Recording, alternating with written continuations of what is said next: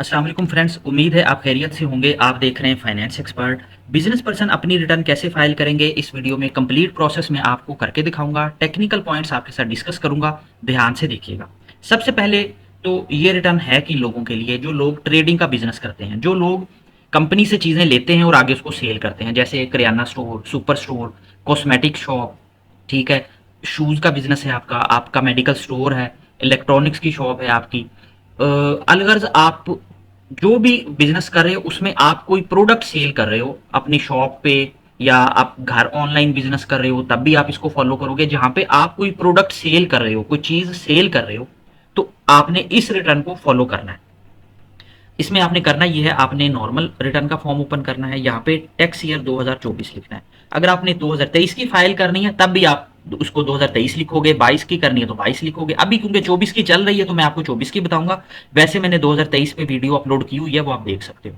यहाँ से इसको सिलेक्ट करेंगे और इसको कंटिन्यू करेंगे। ये फॉर्म आपके सामने ओपन हो जाएगा, ठीक है। ये नॉर्मल रिटर्न का फॉर्म है जो आप एक बिजनेस पर्सन करेगा। अब इसमें मैं ये ट्रीट कर रहा हूँ कि आप एक बिजनेस पर्सन है, आपकी एक शॉप है, तो आप ये बिजनेस काम आपने करना है, ठीक है। अब यहाँ पे आपने आना है मैन्युफैक्चरिंग ट्रेडिंग आइटम में। अब ये कुछ टेक्निकल पॉइंट मैं आपको बताऊंगा, तो जरा ध्यान से सुनिएगा।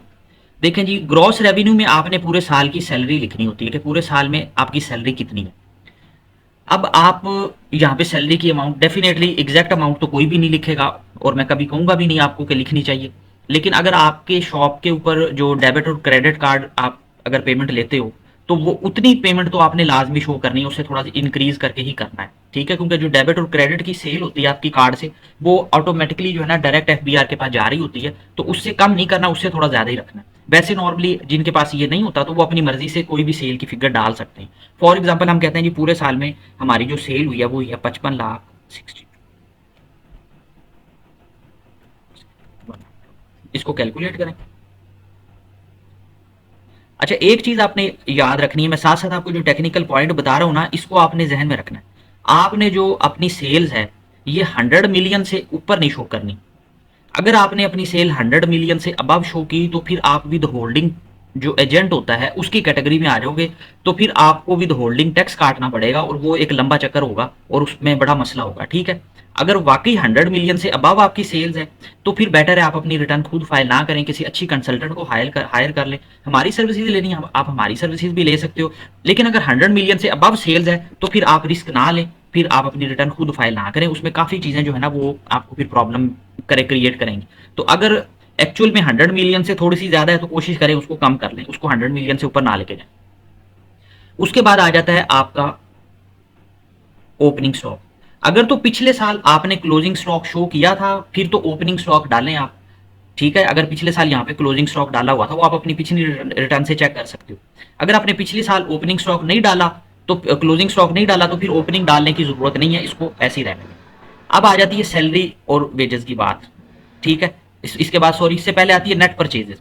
इसके बीच में जो एक चीज आपने जहन में रखनी है ना, आप देखें पूरे साल में आप जितनी भी परचेजेस करते हो, आपने एफपीआर में वो परचेजेस शो करनी है जिनके इनवाइस आपके पास हैं, प्लस जिनकी पेमेंट आपने बैंक टू बैंक की है। मतलब अगर आपने अपने बैंक अकाउंट से अपने वेंडर के अकाउंट में पेमेंट की है तो वो वाली परचेज यहाँ पे आपने शो करनी है।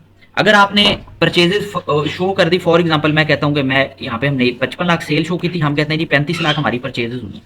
अब अगर मैं 35 लाख की परचेजेस शो करता हूँ तो कल को जब नोटिस आएगा तो नोटिस में उन्होंने यही फिगर्स उठानी है। वो कहेंगे अच्छा जी 35 लाख की जो परचेजेस है ये आप हमें वेरीफाई करवाएं कि इनके इनवॉइस किधर है और इसकी पेमेंट आपने अपने बिजनेस के अकाउंट से वेंडर के अकाउंट में की है। अगर आप उसको वेरीफाई नहीं करवा सकेंगे तो वो ये अमाउंट आपके प्रॉफिट में ऐड करके उसके ऊपर बड़ा अच्छा खासा टैक्स लगा देंगे। तो इसलिए परचेजेस आपने उतनी ही शो करनी है जिनकी पेमेंट आप वेरीफाई करवा सको कि आपने अपने बिजनेस के अकाउंट से वेंडर के अकाउंट में पेमेंट की है। फॉर एग्जाम्पल आप कहते हो यार वो तो बहुत थोड़ी पेमेंट है। अगर ये पेमेंट आपने बहुत थोड़ी की है तो फिर अपनी सेल को भी इसके मुताबिक कम कर लें। मतलब नोटिस जो आएगा आपको वो इधर से ही आएगा। अगर आपने इधर अपनी वर्किंग ठीक कर ली तो फिर उनको नहीं पता लगेगा कि एक्चुअल बिजनेस आप क्या कर रहे हो, ठीक है। अब आप शालमी आजम मार्केट में देखें, एक एक दिन में लोग जो 1 मिलियन से अबव की सेल कर रहे होते हैं, लेकिन पूरे साल की उनकी सेल की रिटर्न आप चेक कर ले तो वो 40-45 लाख से ज्यादा की नहीं शो करते। क्यों? क्योंकि उनकी ज्यादातर ट्रांजेक्शन कैश में होती हैं। तो हमने बैंक को लेकर चलना है। अगर बैंक में आप कहते हो यार बैंक में तो ज्यादा से ज्यादा 3-4 लाख की परचेजेस हमारी आ रही हैं, तो आप परचेजर यहाँ पे 3-4 लाख शो करें, उसी के मुताबिक अपनी जो सेल है वो 12-15 लाख कर ले। मतलब फिर ऐसे एडजस्ट करके लेके चलना है आपने। अगर आपने आंखें बंद करके फिगर डाल दी इधर, तो कल को इसका जब नोटिस आ गया तो फिर आप उसको जस्टिफाई नहीं कर सकोगे। ये चीज याद रखिएगा। उसके बाद आ जाती है सैलरीज और वेजेस। अब अगर आपकी शॉप पे आपने मुलाजम रखे हुए हैं, तो आपने उसकी जो सैलरी है ना, अगर तो 32,000 से ज्यादा है पर मंथ, तो फिर आपने बैंक टू बैंक ट्रांसफर करनी है, अपने बिजनेस के अकाउंट से उस जो आपका मुलाजम है उसके बैंक में ट्रांसफर करनी है। ठीक है। अगर उसकी सैलरी 32,000 से कम है तो फिर आप उसको कैश भी दे सकते हो। और वैसे यहाँ पे आप शो कोशिश करें कि सैलरी डेफिनेटली, जब हम ऊपर सेल कम शो करेंगे तो फिर हम अपनी जो सैलरी है वो भी कम शो करेंगे। मतलब सैलरी आप ज्यादा शो ना करें, ठीक है, आप पूरे साल की कम शो करें। जब नोटिस आ भी जाए तो हम कह सकते हैं जी देखिए हमारे जो बंदे उनकी सैलरी 25-25 हज़ार है, तो वो काम चल जाता है। ये मैं आपको वैसे ही बता रहा हूँ कि अगर 32,000 से ज्यादा सैलरी है किसी मुलाजम की, तो फिर आपने उसको बैंक टू बैंक देनी है। अब पूरे साल की हम कहते हैं जी हमारी जो सैलरीज बनती हैं वो 4.5 लाख बनती है। फ्यूल देख लें, अगर आपने कुछ जनरेटर वगैरह रखा हुआ है शॉप पे, तो जो भी आप फ्यूल वगैरह डालते हो कोशिश करें इनकी कुछ स्लिप संभाल के रखें, ठीक है, ताकि अगर कल को नोटिस आए तो हम उसको जस्टिफाई कर सकें। पावर में आपकी जो भी बिजली का बिल आता है आपकी शॉप का, वो तो आप टोटल करके ले सकते हो, और वो आप एग्जैक्ट अमाउंट लें, क्योंकि ज़ाहिर आप कमर्शियल मीटर लगा होगा तो डेफिनेटली बिल आपका आएगा और ज़्यादा आएगा, और उस पर इनकम टैक्स की भी डिडक्शन होगी, तो वो बिल संभाल के भी रखें और उनका टोटल करके लें। गैस का मीटर अगर लगा हुआ है कमर्शियल, तो उसका भी आप ले सकते हो। ठीक है। स्टोर एंड स्पेयर में आपके जो छोटे मोटे अगर कोई और खर्चे हैं अपनी शॉप के, तो वो भी आप फिगर यहाँ पे डाल सकते हो। उसके बाद रिपेयर मेंटेनेंस अगर हुई है ड्यूरिंग द पीरियड आपके बिजनेस की, आपने कोई फर्नीचर रिपेयर करवाया है या शॉप में कोई मेंटेनेंस की है, इलेक्ट्रिशियन का कोई काम करवाया है, तो उसकी भी जो भी कोई थोड़ी बहुत अमाउंट आपने डालनी है वो भी आप डाल सकते हो। अदर डायरेक्ट एक्सपेंसेस में आप एक लमसम सी अमाउंट डाल लें कि पूरे साल में जो भी हमारे को छोटे मोटे दूसरे खर्चे होते हैं वो सारे आप यहाँ पे डाल सकते हो, और इसको कैलकुलेट कर लें। और इसको यहाँ पे आप जब इसको सेव लाजमी कीजिएगा साथ साथ, ठीक है। ये आपने यहाँ पे सारी वर्किंग कर ली। उसके बाद आपने मैनेजमेंट एक्सपेंसेस में आ जाना है। मैनेजमेंट के जो एक्सपेंसेस हैं उसके बीच में आप प्रोफेशनल चार्जेस डाल लें जो आप अपने कंसल्टेंट को पे करते हो रिटर्न फाइल करने के लिए, ठीक है। इसके अलावा आप यहाँ पे ये अदर इनडायरेक्ट एक्सपेंसेस जो है इसमें भी थोड़ी सी एक अमाउंट डाल लें। अगर डालनी है तो डाल लें, अगर नहीं डालनी तो बेशक ना डालें। ये मैं आपको वैसे ही बता रहा हूँ, ठीक है, कि आपको पता हो कि कहाँ कहाँ पे हमने एंट्री करनी है। ये आपने कर लिया नहीं। इसके बाद आपकी जो मेन चीज उसके बाद आएगी वो आएगी बिजनेस एसेट्स और इक्विटी। आपने अपने बिजनेस की बैलेंस शीट लाजमी बनानी है, ठीक है। बैलेंस शीट कैसे बनानी है ये जरा ध्यान से देखिएगा।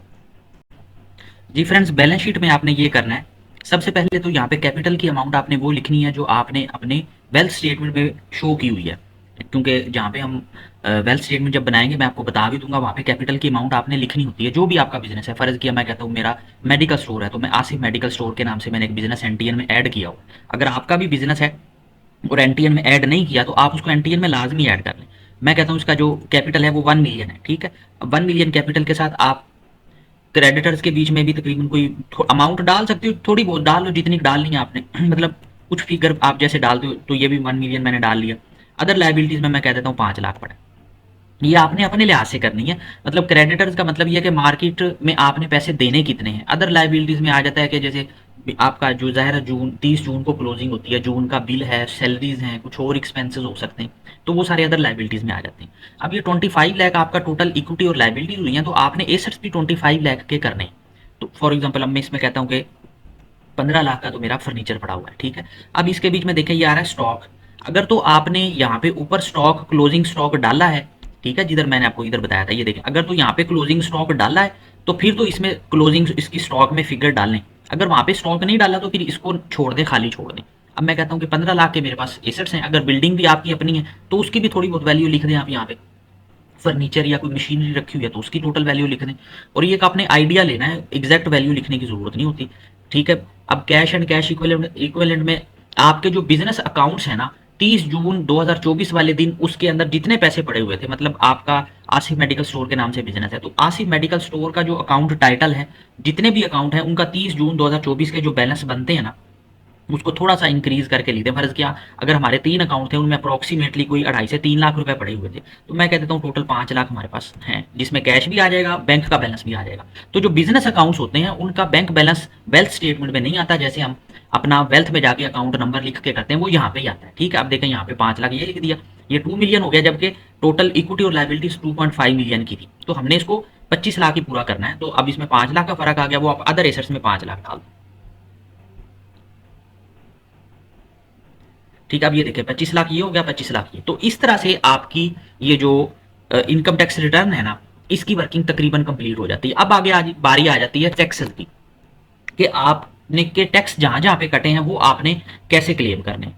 तो सबसे पहले आपने आ जाना है इधर फाइनल मिनिमम टैक्स में।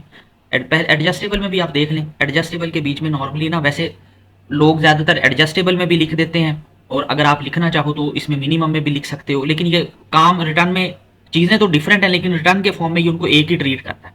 तो आप बेटर है उसको जो है ना, अगर कुछ एडजस्टेबल वाले जो हैं वो एडजस्टेबल में कर लें। जैसे कि आपके, मैं आपको बताता हूँ, यहाँ से ऊपर से स्टार्ट करें। अब आप देखेंगे आपसे के पर्सनल जो भी टैक्स कटे हैं वो यहाँ पे आप क्लेम कर सकते हो। अगर आपने अपने गाड़ी का कोई टोकन टैक्स पे किया है, गाड़ी की न्यू रजिस्ट्रेशन करवाई है, नई गाड़ी ली है, वो चाहे पर्सनल है चाहे बिजनेस के लिए, जिसके लिए भी है, यहाँ पे आप गाड़ी का नंबर लिखें, और जो भी रजिस्ट्रेशन के time income tax advance tax उसके ऊपर पे किया है वो यहाँ पे आप क्लेम कर सकते हैं। ठीक है, इसको कैलकुलेट कर दें। इसी तरह आपने, मतलब ये नीचे आप रीड कर लें, जो भी आपसे रेलिवेंट टैक्स कटा हो वो आप यहाँ पे क्लेम कर सकते हो। प्राइवेट व्हीकल टैक्स अगर आपने पे किया है तो उसी तरह गाड़ी का नंबर लिखें, प्लस पे क्लिक करके वो टैक्स को यहाँ पे ऐड कर लें। उसके बाद ये आ जाता है इलेक्ट्रिसिटी बिल कमर्शियल इंडस्ट्रियल। अब देखें, ज़ाहिर आप बिजनेस कर रहे हो, अगर आपका कमर्शियल मीटर लगा हुआ है वो या तो आपके नाम पे हो, अगर आपके नाम पे नहीं है तो वो जिस बंदे के नाम पे है उसके साथ रेंट एग्रीमेंट अगर आपका बना हुआ है तो फिर आपने क्लेम करना है, वरना नहीं करना। यहाँ पे आपने रेफरेंस नंबर लिखना है। ठीक है, जिस कंपनी को भी यूज करें, लेस्को, गैपको, मैपको, जो भी है, ठीक है, वो यहाँ पे आप ऐड करेंगे तो ये ऐड हो जाएगा। पूरे साल का जो टैक्स कटा है वो जुलाई 2023 से 30 जून 2024 तक अपना हर बिल का इनकम टैक्स आप ऐड कर लें, वो देख लें पूरे साल में जितना कटा है वो यहाँ पे आप क्लेम कर सकते हैं। इसी तरह अगर पीटीसीएल लगा हुआ है तो वो भी आप ले सकते हो। प्रीपेड टेलीफोन कार्ड में आपके जितने भी मोबाइल फ़ोन आप यूज़ कर रहे हो, जैज़, यूफोन, टेलीनॉर, जितनी भी सिम आपके पास हैं, ठीक है, तो उनका यहाँ पे आप नंबर भी लिख सकते हो, वरना वैसे कंपनी का नाम लिख के ये उसका सर्टिफिकेट अपनी हेल्पलाइन से जो है ना वो मंगवा सकते हो। आप हेल्पलाइन पे कॉल करके उनसे कहें कि मुझे मेरा टैक्स ईयर 2023 का 24 का सर्टिफिकेट दे दें, तो वो आपको दे देंगे। तो आप यहाँ पे अपने मोबाइल फ़ोन का जो लोड पे आपने टैक्स दिया होता है वो भी क्लेम कर सकते हो। ठीक है, उसके बाद इंटरनेट का भी आ जाएगा आपका, अगर वो करना है वो भी कर लें। ड्यूरिंग द पीरियड कोई प्रॉपर्टी आपने परचेज की है 236 के का टैक्स, तो वो भी यहाँ पे आप ऐड कर सकते हो।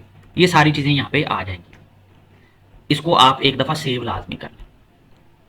ठीक है, अच्छा, अब उसके बाद जो टैक्स आता है ना, ये इसके बीच में जो आपने अपने बिजनेस के ऊपर दिया होता है, जो आपका वेंडर आपके अक्सर टैक्स डिडक्ट करता है।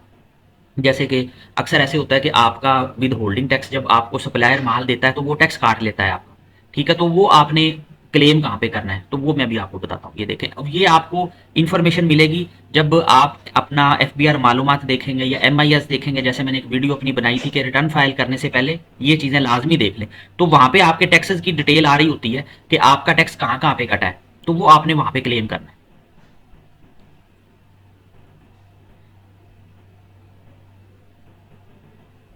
ये आप देख रहे हैं जिस सेक्शन के अंडर आपका टैक्स कटा हुआ है वो आपको लिखा होगा कि जी इनका टैक्स इस सेक्शन के अंदर कटा है, तो आपने वो क्लेम कर लेना है।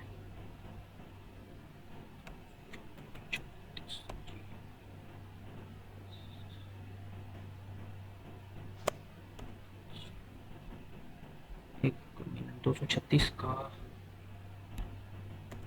जी, ये सॉरी एडजस्टेबल में आ रहे थे, ये ज़्यादातर टैक्स कटे होते हैं। Purchase by retailer, purchase by other retailer, ये अक्सर कंपनियां जब आपको माल सप्लाई करती है ना, तो ये 236 जी और एच का टैक्स आपका काटती हैं। ठीक है, तो ये जो 200 आप देख लें कि आपका जो जो टैक्स कटा हुआ है वो जो 236 एच का है। ठीक है, तो वो यहाँ पे आप क्लेम कर सकते हो, वो जितना टैक्स कटा है वो पूरे साल का आप उनसे सर्टिफिकेट भी ले सकते हो, या एमआईएस में भी आपको इन्फॉर्मेशन मिल जाएगी, वो जितना भी टैक्स हो या आप यहाँ पे क्लेम कर सकते हो।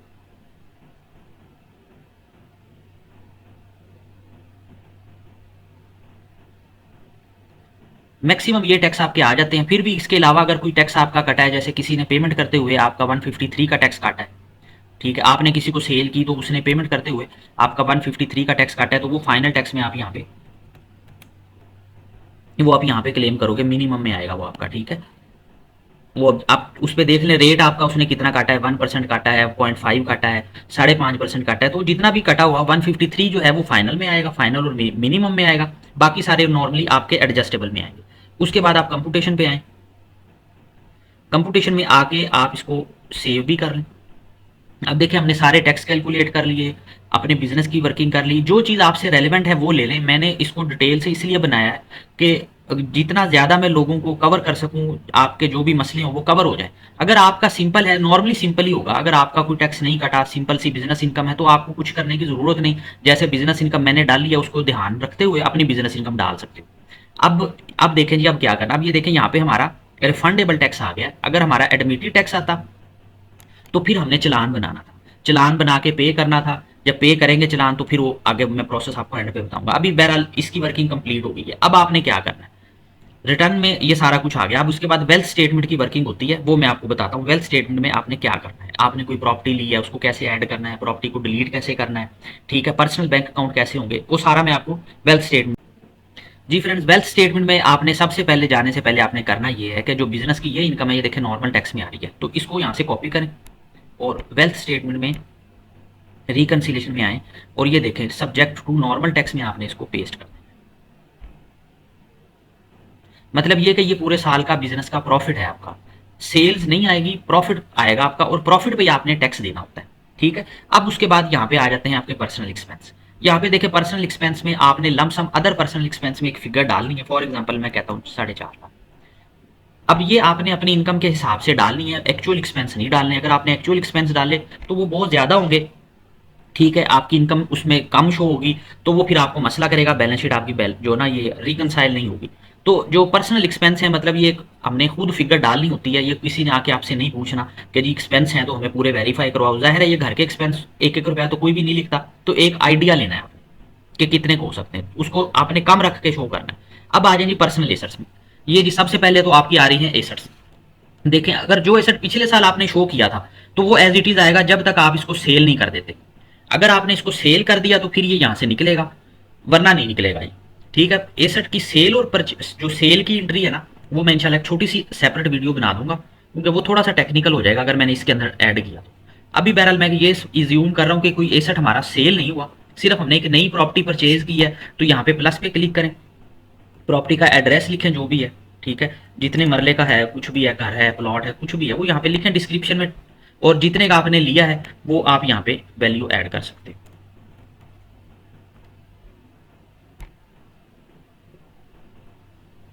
ये एसेट्स आगे एग्रीकल्चर होगा तो वो ऊपर आ जाएगा, कमर्शियल रेजिडेंशियल सारे नीचे आएंगे। अब उसके बाद नीचे आ जाए, ये देखें, ये मैं आपसे कह रहा था ना कि आपने जो बिजनेस कैपिटल है, ये अमाउंट वो लिखनी है जो आपने यहाँ पे बैलेंस शीट में लिखी थी। ये देखें, ये मैंने आपको बताया था कि आपने वेल्थ स्टेटमेंट में कैपिटल की अमाउंट लाजमी लिखनी है जो आपके बिजनेस का कैपिटल है। तो ये देखें बिजनेस कैपिटल यार है ना, हमने 1 मिलियन लिखा था, तो यहाँ पे अपना अपना वेल्थ स्टेटमेंट में बिजनेस जो है वो लाजमी ऐड करें और अपने एनटीएन में भी ऐड करें। जैसे कि मैं यहाँ पे ऐड करता हूँ,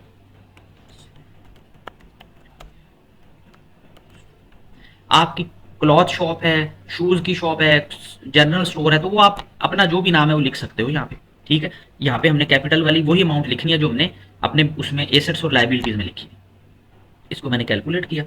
अब और नीचे आए, यहाँ पे देखें जी, ये इन्वेस्टमेंट्स के बीच में, ये अगर आप फर्स्ट टाइम भी कर रहे हो तो आपने ऐसे ही करना है, मतलब जो प्रॉपर्टियां आपके पास हैं वो सारी आप ऐड करें, बिजनेस का कैपिटल लिखें, फर्स्ट टाइम भी आपने ऐसे ही करना है, इसके बीच में कोई चीज़ डिफरेंट नहीं है। जो भी आपके देखें बैंक अकाउंट जो पिछले साल ऐड किए हुए थे, तो उनका पहले 30 जून 2023 का बैलेंस था, उसको 30 जून 2024 का बैलेंस कर लें।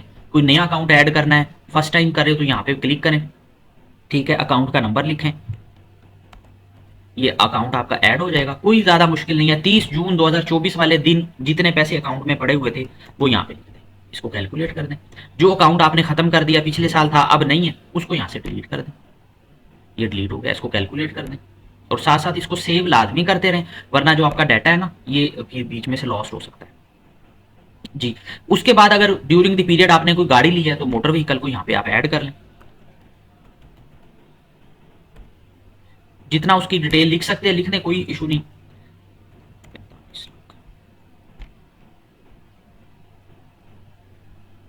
अगर आप फर्स्ट टाइम फाइल कर रहे हो तो गोल्ड वगैरह ऐड करना है तो कर ले, लेकिन मेरी आपसे रिक्वेस्ट है कि इसको कम रखना है, ज़्यादा नहीं रखना। हाउस होल्ड इफेक्ट में आपके घर की चीज़ें आती हैं, आपके घर का सामान जिसमें फ्रीज़र, एसी, कपड़े, फर्नीचर, ये सारी चीज़ें जो घर के इस्तेमाल की वो आ जाती हैं। तो उसकी एक अप्रॉक्सीमेट वैल्यू लिख दें, कुछ भी लिख दें। पर्सनल आइटम में आपके मोबाइल फ़ोन, लैपटॉप, इस तरह के गैजेट्स आ जाते हैं। और उसके बाद कैश इन हैंड जो है ना, कैश नॉन बिजनेस, ये देखें, ये आपके बिजनेस का कैश नहीं है। जो बिजनेस का कैश है वो हमने ऊपर बिजनेस वाली एसेट्स और लायबिलिटीज में लिखा था, जहां पे कैपिटल लिखा था।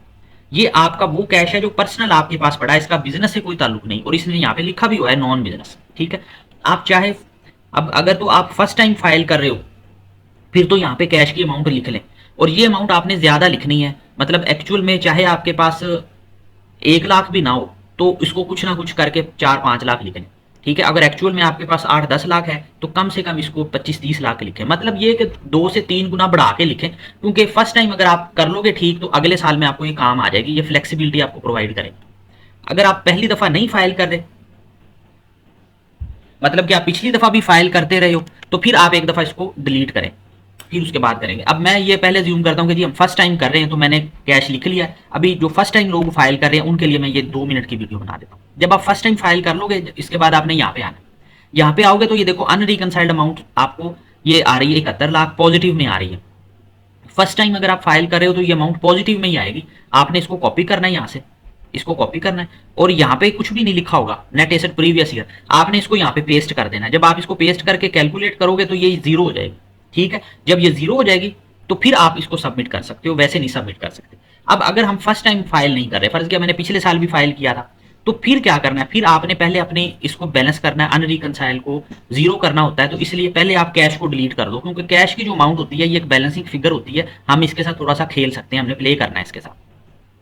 अब जब मैं रिकंसिलेशन में आता हूं तो मेरे पास पॉजिटिव में 42 लाख आ रहा है। ये अमाउंट पॉजिटिव में नहीं आनी चाहिए। अगर आपने पिछले साल फाइलिंग की थी तो अब अगर आप फाइल कर रहे हो और ये अमाउंट पॉजिटिव में आ रही है तो इसका मतलब है कि आपने इनकम कम शो की है और ड्यूरिंग द पीरियड आपके एसेट्स ज्यादा बढ़ गए हैं। तो आप कोई ना कोई गलती कर रहे हो, या तो एसेट ज्यादा लिख दिया है आपने, या आपने अपनी जो इनकम है वो आप हाइड कर रहे हो। ठीक है, अब मैं कहता हूँ कि हाँ ये मुझे मैंने आपको समझाने के लिए मैं बता रहा हूँ, या तो अपनी इनकम को बढ़ाएं या कोई एसेट जो है उसको डिलीट करें, फिर उसको अगले साल, हो सकता है वो अगले साल में आया हो, आपकी इनकम को जस्टिफाई नहीं कर रहा। जब आप दूसरे साल तीसरे साल फाइलिंग कर रहे हो तो ये अमाउंट नेगेटिव में आनी चाहिए, मेरी बात याद रखिएगा। अगर ये अमाउंट नेगेटिव में आ रही है तो इसको कैसे अनरिकनसाइल को जीरो करना है, आप इसको कॉपी करें और कैश मैंने जो पहले जीरो किया था कैश में जाके इसको पेस्ट कर दें। ये माइनस वाली जो अमाउंट है इसको कैश में जब करेंगे और कैलकुलेट करेंगे तो ये अनरिकनसाइल देखो जीरो हो गई। दूसरा इसका हल ये कि आप कैश में नहीं लिखना चाहते माइनस वाली अमाउंट, तो इतनी अमाउंट से आप अपने पर्सनल जो एक्सपेंस हैं जो हमने यहाँ पे लिखे थे इसको बढ़ा दें, तब भी ये जीरो हो जाएगा। ठीक है, बस हमने इसको जीरो करना है। अच्छा जी, अब अगला स्टेप क्या होगा। अगला स्टेप जैसे मैंने आपको बताया था, देखें अगर आपकी यहाँ पे कंप्यूटेशन में एडमिटेड टैक्स आया होगा ना, तो फिर आपने चालान बना के जमा करवाना होगा। तो अगर आपने चालान बना लिया, उसकी वीडियो मैंने अपलोड की हुई है, PSID जनरेट करें, उसकी पेमेंट कर दें जायज़ कैश इजी पैसे से। पेमेंट के बाद आपने यहाँ पे जब आएंगे तो वो इधर अमाउंट आ रही होगी, उसको क्लेम करेंगे तो वो इसके साथ अटैच हो जाएगी। ठीक है, उसको यहाँ से कैलकुलेट करें, सेव करें पेमेंट के बाद। उसके बाद फिर आपने जब इसको सबमिट करना है ना, जो आप इसको सबमिट करेंगे तो ये देखें वो कहेगा कि पहले कोई बिजनेस यहाँ पे आप अपना सिलेक्ट करें। तो एट्रीब्यूट में आपने आना है, कोई भी बिजनेस सिलेक्ट कर लें जो आपसे रेलिवेंट बनता है। ठीक है, आप मैं कहता हूँ जी मैं अदर ही कर लेता हूँ, बस ट्रेडर अदर कर लेता हूँ। ठीक है, हमने एक फॉर्मेलिटी पूरी करनी है। इसको सेव करें, अब इसको सबमिट करें। अब कहता है लॉग फॉर यू काइंडली, इसको आप अब वो सबमिट करने, अब आपका पिन मांगेगा और उसको वो पिन करके सबमिट कर देगा। अब बाज दफा वो कह देता है कि जी आप अपना इसके साथ अकाउंट अटैच करें, तो फिर उसका हल ये होता है, देखें वो आपको मैन्युफैक्चरिंग ट्रेडिंग अकाउंट अटैच करने का कह देता है। अभी नहीं एरर दे रहा, लेकिन मुझे पता है वो हो सकता है जैसे जैसे टाइम गुजरे वो एरर देने लग जाए, क्योंकि ये चेंजेस आती रहती हैं सॉफ्टवेयर में। तो आपने क्या करना है, यहाँ पे आना, इधर प्लस का निशान बना होगा, अभी नहीं बना हुआ तो यहाँ पे क्लिक करोगे तो यहाँ पे कोई भी PDF की फाइल, ब्लैंक ही बेशक कर लें आप, PDF की कोई भी ब्लैंक फाइल यहाँ पे आप अटैच कर दें। फाइनल अकाउंट का आपको एरर देता है, फाइनल अकाउंट के साथ अटैच कर दें, कुछ भी कर दें। ठीक है, जब अटैच कर देंगे इसको पिन को वेरीफाई करेंगे और इसको सबमिट करेंगे तो आपकी रिटर्न जो है वो सबमिट हो जाएगी। उम्मीद है आपको वीडियो अच्छी लगी होगी। कोई क्वेश्चन हो कमेंट कीजिएगा। अपना बहुत ज़्यादा ख्याल रखिएगा। Thank you. अल्लाह।